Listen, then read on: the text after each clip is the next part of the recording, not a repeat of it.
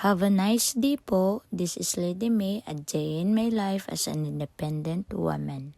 This time po, I will show you how I prepared our stuff para sa camping namo guys. So, unang-una is ang habol kay importante na guys. Og labaw na ang mga gamit nga mga ilisan kay basin yag manamahot ang piot-piot adto no. By the way po, basin mangita mo sa mga utensils, ready na po na sa gawas o mo na ito isulod na. Kana siya guys kay hapina, kana kay duyan, kana kay tarp.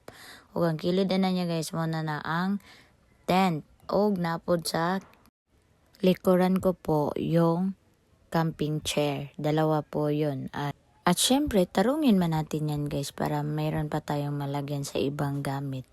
At yan. Oo.